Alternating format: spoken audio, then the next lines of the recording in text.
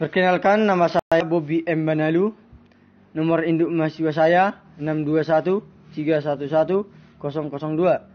Saya dari kelas PJKR 1B. Kali ini saya akan menjelaskan sistem otot. Yang pertama, pengertian otot. Otot adalah kumpulan sel otot yang membentuk jaringan dan berfungsi untuk menggerakkan organ tubuh. Otot merupakan alat gerak yang aktif, sementara rangka tubuh merupakan sistem alat gerak pasif. Dilansir ensiklopedia. Yang kedua, cara kerja otot. Sebagai alat gerak aktif, otot dapat menggerakkan kerangka manusia sebagai alat gerak pasif dengan adanya kontraksi dan relaksi otot. Namun, otot juga dapat menggerakkan bagian tubuh lainnya seperti jantung, saluran pencernaan, saluran pernapasan, sistem sirkulasi, dan sistem reproduksi.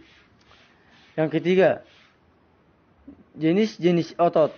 Otot terbagi menjadi 3 jenis, yaitu otot lurik, otot polos, dan otot jantung. Ketiga jenis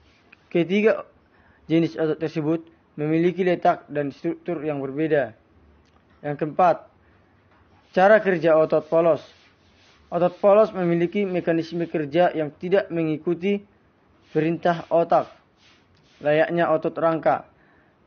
Pasalnya, otot ini bekerja atau berkontraksi secara involunter atau bekerja tanpa disadari dan bergerak atas berbagai rangsangan.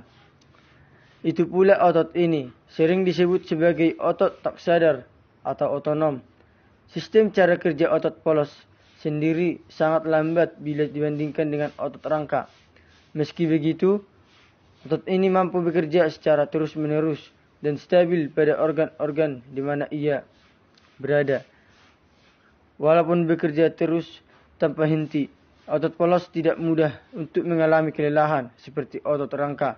Ini karena cara kerja otot polos yang lambat dan membutuhkan. Yang kelima, otot lurik merupakan otot yang terletak pada rangka manusia dan menggerakkan rangka.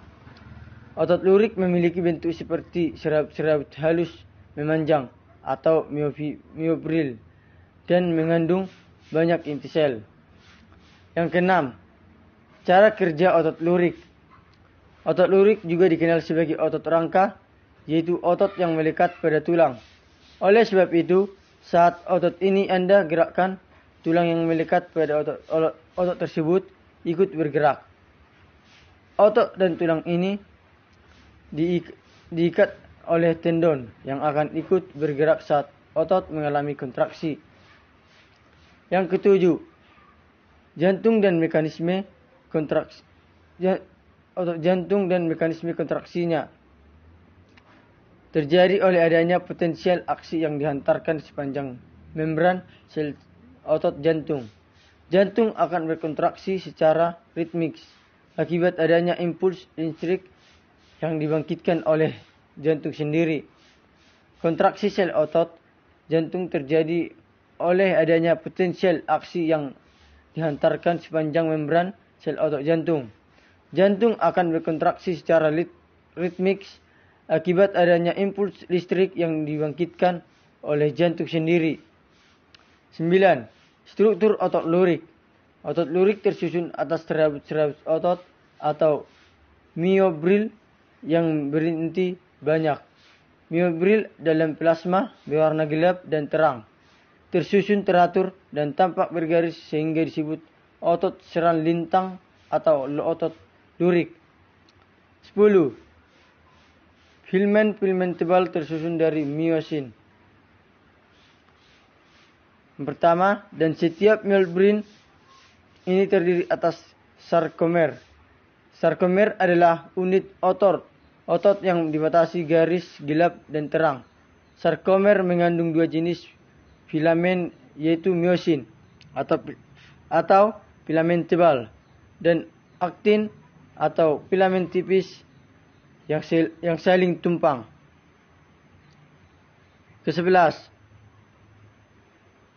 Filamen tipis tersusun dari aktin, tropionsin, dan troponin.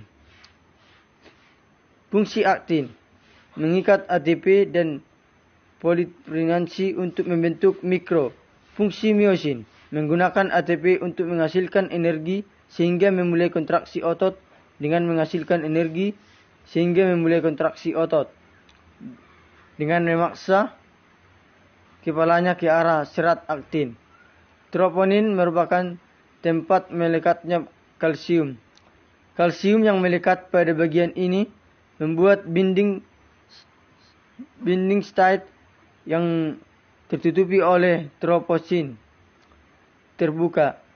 Troposin protein yang merupakan benang dengan fungsi menutupi binding site pada aktin ketika tidak berkontraksi. 12. Mekanisme dan kontraksi otot. Secara mekanisme kontraksi otot adalah terjadinya sliding filamen. Sedangkan rangkaian proses kontraksi secara sederhana merupakan adanya rangsangan dari otak melalui akson neuron motorik ke serabut otot. Acetylocolin yang berada di synaptic gutter akan berkaitan dengan responsornya pada sarkolema, sehingga terjadi depolarisasi membran dan menimbulkan potensial aksi sel otot rangka serta menyebabkan ion natrium dan kalium keluar, dan potensial aksi yang disuarakan dari membran sel akan diteruskan melalui tubulus T. Disebarkan dari membran sel akan selanjutnya merangsang terminal sistem sarkomplasmik retikulum untuk melepaskan ion kalsium